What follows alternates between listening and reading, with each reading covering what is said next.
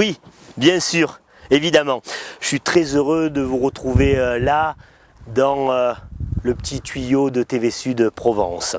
Aujourd'hui, cette semaine, on va évoquer quelque chose de trop peu connu par nous, le grand public.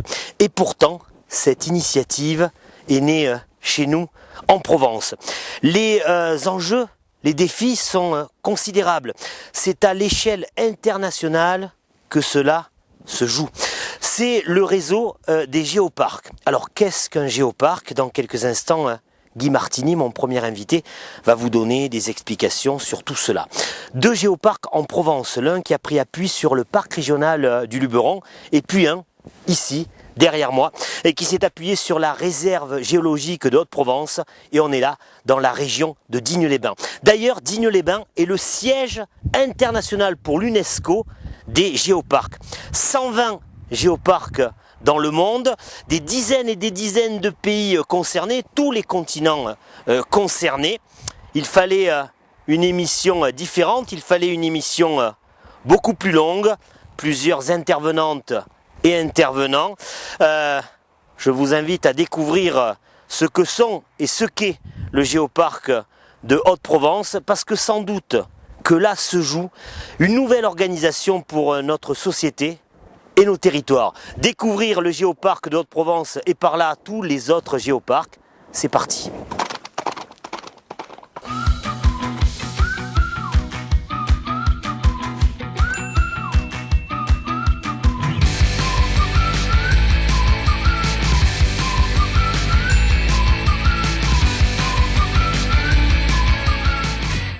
Guy, on va commencer par de la simplicité et j'en ai besoin, on en a besoin de l'autre côté du petit écran. J'ai annoncé notre visite avec le géoparc de Haute-Provence. Hors géoparc, je ne sais pas s'il y a beaucoup de gens qui savent à quoi ça correspond et donc une explication de votre part s'impose. C'est quoi un géoparc? Alors, un géoparc, c'est un territoire qui doit déjà avoir un patrimoine géologique d'intérêt international. C'est-à-dire que c'est un territoire dans lequel on doit pouvoir lire une partie importante de cette mémoire de la Terre qui couvre 5 milliards d'années d'histoire. Mais un géoparc, ce n'est pas un parc géologique. Donc avoir un patrimoine géologique exceptionnel, ça ne suffit pas. Il faut lier ce patrimoine géologique, cette mémoire de la Terre, avec les autres patrimoines du territoire, à savoir le patrimoine naturel, le patrimoine culturel, et aussi le patrimoine immatériel, tout ce qui a trait au savoir-faire locaux, contes, légendes, parler local, etc. Et en liant tous ces patrimoines, il faut que le territoire géoparc mette en place des politiques innovantes de développement économique. Voilà, ça c'est un géoparc. Et le géoparc, c'est le nouveau territoire du XXIe siècle, créé par l'UNESCO, qui aujourd'hui fait que nous avons sur tous les continents plus de 120 territoires labellisés géoparcs.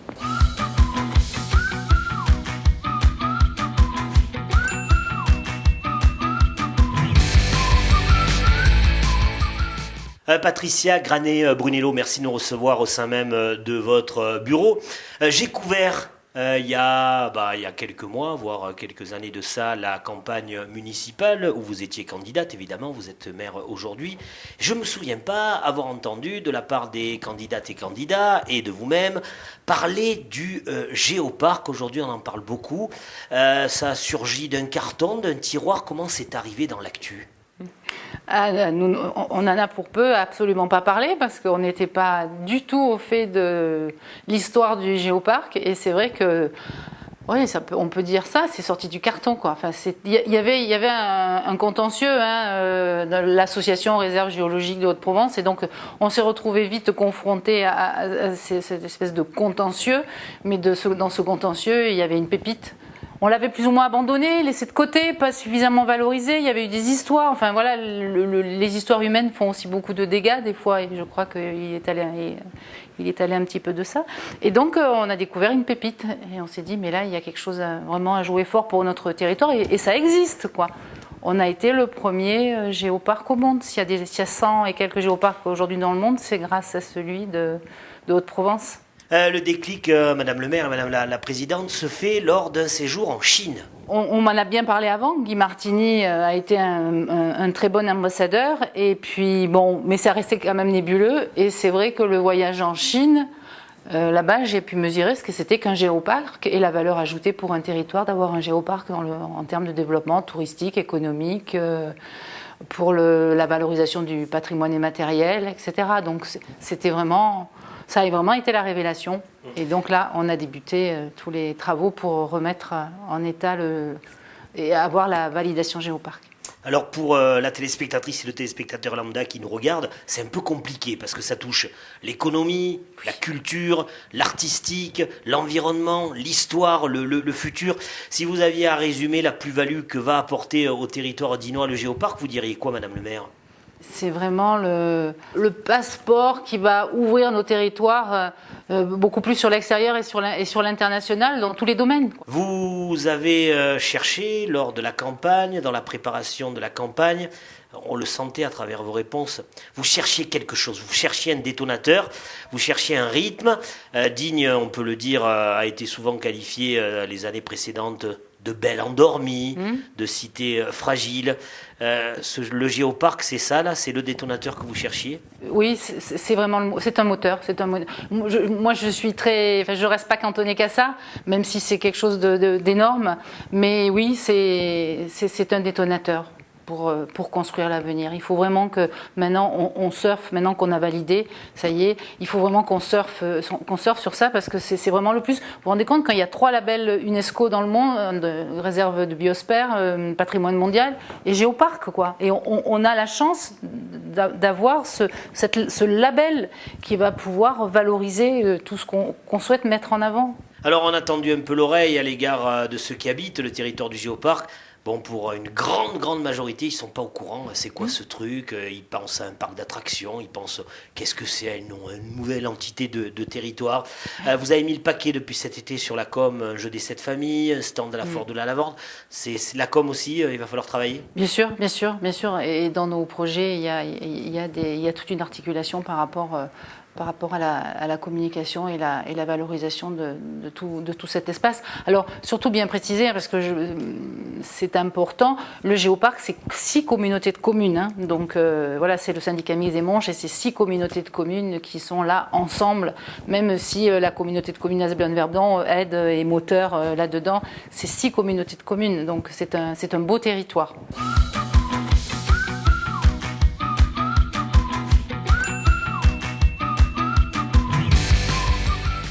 Bernard Tessier sur TV Sud Provence, c'est presque un scoop. Vous venez là aussi pour nous annoncer la bonne nouvelle. Ah ben oui, la bonne nouvelle, bon, elle a quelques jours. Il faut savoir que j'ai eu l'occasion de participer avec Guy Martini au congrès européen des géoparcs, où là on délivrait la labellisation, où on venait défendre notre dossier. Donc notre dossier a été très bien préparé, il faut le dire, et a été validé immédiatement. Donc ça s'est passé cela en Finlande à l'occasion de cette manifestation. Mais il fallait derrière qu'il soit validé à une assemblée mondiale qui s'est déroulée au Japon et où Guy Martini a reçu directement il y a une dizaine de jours le diplôme, on va dire, de labellisation de ce géoparc, qui n'est pas nouveau donc, il faut savoir que c'est le premier dans le monde, pour une durée de 4 ans. Vous l'avez presque dit, mais je vais revenir là-dessus. Il y a quelques années, les Provençaux et les Provençales que nous sommes, puisque nous sommes sur TV Sud Provence, on était complètement ignorants de l'existence chez nous d'un géoparc. Ça avait été, Bernard, par vous, en particulier les politiques, oubliés? C'était volontaire? C'était pas, malheureusement, je pense que c'est quelque chose qui aurait dû être beaucoup mieux exploité. Bon, ça l'a pas été pour des raisons diverses et variées. La réserve géologique a été créée je crois en 1980, et le géoparc lui-même, qui a été créé quelques années après, je crois que c'est en 90, il a été un peu délaissé par rapport peut-être à la réserve, et effectivement dans le public aussi, il y avait une image un peu dispersée, puisqu'on ne savait pas trop ce que c'était le géoparc, la réserve géologique, on mélangeait tout. Or aujourd'hui, ce qu'on veut, c'est que le géoparc soit clairement identifié sur le territoire. Bon, il faut quand même parler un peu de géologie, parce que à la base, pour être un géoparc, géoparc, il faut qu'il y ait un patrimoine géologique exceptionnel. C'est la base d'un géoparc.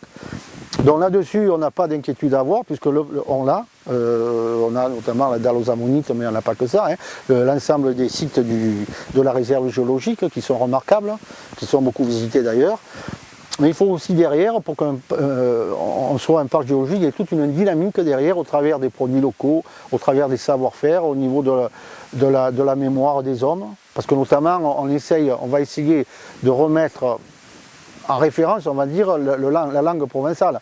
Et ce que nous voulons, c'est que dans tous les sites du géoparc, ce soit traduit brièvement en anglais, mais également qu'il y ait une explication en provençal, ce que nous sommes en train de faire.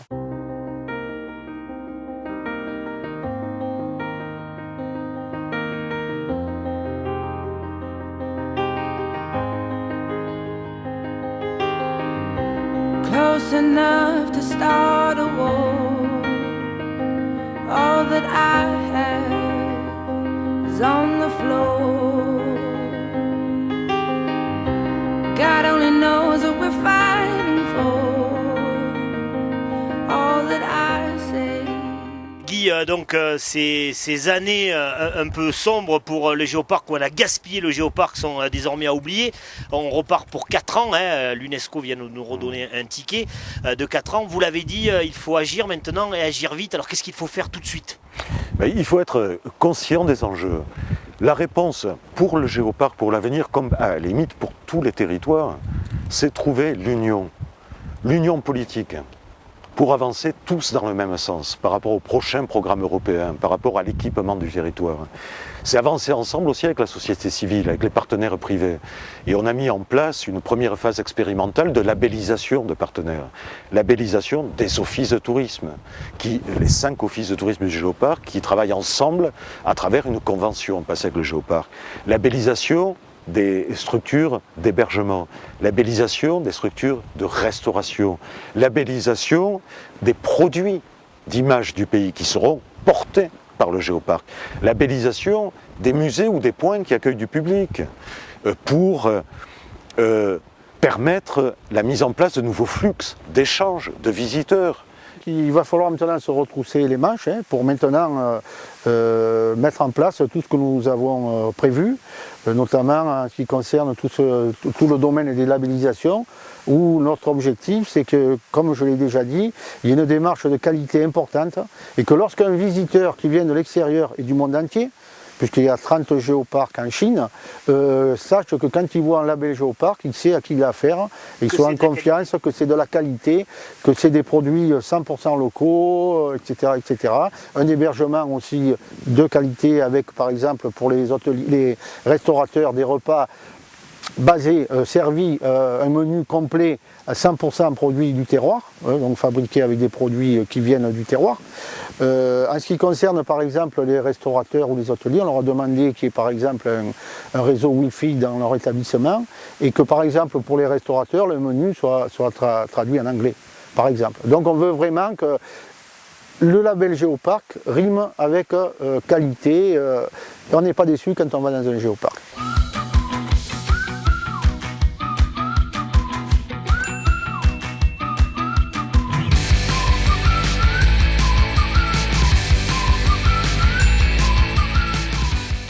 Qu'est-ce que vous proposez à la clientèle? Certes, on est dans un restaurant, mais un restaurant assez particulier. Un petit peu atypique, on est sorti un petit peu des sentiers battus. C'est un bar à vin, bar à tapas, donc avec dégustation de vin et dégustation de tapas servis sur des petites ardoises avec des produits régionaux. Depuis juillet dernier, votre établissement, Bertrand, a obtenu un label, celui du Géoparc. Bon, 2 mois, c'est très difficile pour rendre compte de cette initiative. Cependant, avec l'obtention de cette estampille, à quoi vous vous attendez? Qu'est-ce que ça va vous donner? Il est vrai que pour l'instant, au bout de 2 mois, on ne peut pas avoir des retombées exactes, mais on espère des retombées économiques à partir du moment où la labellisation a regroupé, si je ne dis pas de bêtises, une 12 ou 13 restaurateurs sur le territoire du Géoparc. Donc on attend des retombées autant économiques que de passage de gens attirés par le territoire du géoparc. Parce que c'est ça, Bertrand, il y a tout à coup une visibilité, une promotion qui se fait dans plus de 180 pays.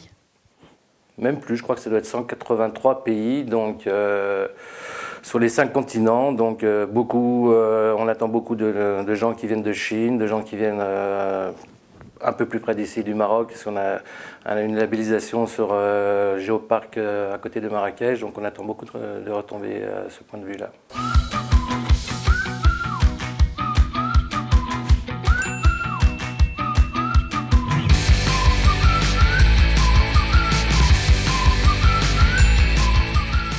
Alors, vous êtes l'exemple de l'artisan artiste inspiré par la terre et son passé, puisque les fameuses pentacrines, c'est comme ça qu'on les appelle, ces étoiles de Saint-Vincent. Voilà, on les appelle dans le langage populaire surtout étoiles de Saint-Vincent, mais c'est vrai que la dénomination un peu plus scientifique, c'est plutôt pentacrine. Ces pentacrines qui sont exposées un petit peu partout à Digne et particulièrement au musée Gassendi, vous en donnez une idée ? Oui, alors j'avais une idée qui me trottait dans la tête de valoriser notre patrimoine géologique autour du chocolat. Et j'avais cette idée des étoiles de Saint-Vincent depuis un moment, et puis c'est avec la rencontre de l'artiste céramiste Benoît de Souza que ça a pu se concrétiser, et tout simplement il a pu me faire des moulages des étoiles, ce qui m'a permis de réaliser ces étoiles au chocolat. Vincent, cette nouvelle fabrication vous a permis d'obtenir le label Géoparc. Ce label, vous l'avez depuis quelques semaines seulement, oui. Difficile de tirer un bilan, mais qu'est-ce que vous espérez de cette labellisation ? C'est un peu tôt pour le dire, mais je souhaite surtout que ça mette en valeur notre patrimoine. Voilà, je voulais qu'il y ait quand même une marque, que notre terre soit représentée dans ma fabrication. Et puis c'est la garantie d'une promotion et d'une visibilité d'envergure. 120 géoparcs dans le monde, 180 pays concernés avec l'UNESCO. C'est énorme. Oui, il y a un gros potentiel, c'est vrai. Ouais. C'est vrai. Bon. Vincent, vous êtes artisan à Digne. Oui. Digne, ça a été un peu trop souvent, trop longtemps, vous me direz, la belle endormie. Oui. Est-ce que ça vous semble être l'initiative qu'il faut désormais ? Est-ce que ça vous semble être une initiative qui peut jouer le rôle de détonateur pour le pays dinois, le géoparc ? Ça va y contribuer, j'en suis persuadé. Est-ce que ça suffira ? On verra. Mais je pense que c'était important que ça se passe autour de notre patrimoine naturel, géologique.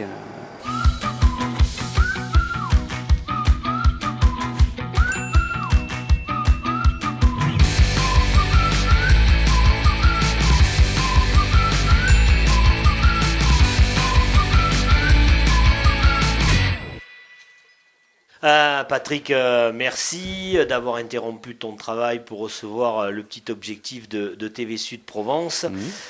Toi, tu travailles une matière qui est directement celle sur laquelle s'appuie le concept du géoparc. Tu travailles la terre en général et l'argile en particulier, c'est ça ? Exactement, l'argile et la terre font vraiment partie de mon domaine, de ma vie, puisque ça fait plus de 35 ans maintenant que je la touche, que je la modèle, que je la triture et que j'essaye de créer tout ce monde merveilleux que sont les santons de Provence. Il était donc, monsieur le maître santonnier, puisqu'il faut t'appeler ainsi Patrick, tout à fait logique que tu sois labellisé par le géoparc. Alors logique, oui, j'en suis très fier d'avoir reçu aussi les équipes des 2 experts de l'UNESCO mandatés par l'ONU. Et c'est vrai que pour moi, je trouve que c'est un petit peu une logique, puisque mon métier est avant tout un métier de tradition, un métier d'histoire. Et comme tu le dis, effectivement, j'utilise cette terre et nous vivons sur cette terre et je pétris mes personnages avec cette terre vraiment du géoparc, même si effectivement cette terre vient d'un petit peu plus bas dans la Provence, puisqu'elle vient de la région d'Aubagne. Mais mon Dieu, tout de même, nous sommes quand même dans l'identité de la Provence jusqu'au bout des doigts. Alors, tu n'as pas pu encore mesurer les retombées de cette labellisation, ça fait trop peu de temps. Et tu espères, Patrick, cependant quoi de cette estampille Géoparc sur ton savoir-faire et ta boutique? Alors moi j'y crois vraiment fermement et beaucoup, puisque cette appellation Géoparc a quand même on va dire des retombées internationales, hein, il existe plus de 110 géoparcs dans le monde entier. Et il faut savoir quand même qu'un tourisme, des touristes potentiels se déplacent lorsqu'il y a un géoparc dans la région où ils viennent. Donc le géoparc quand même du Pays d'Ignois est très important, et de ce fait, bien sûr, ce que j'espère, c'est de pouvoir avoir des retombées de gens qui viennent découvrir la culture de notre terre et la culture bien sûr des Santons de Provence en venant chez moi.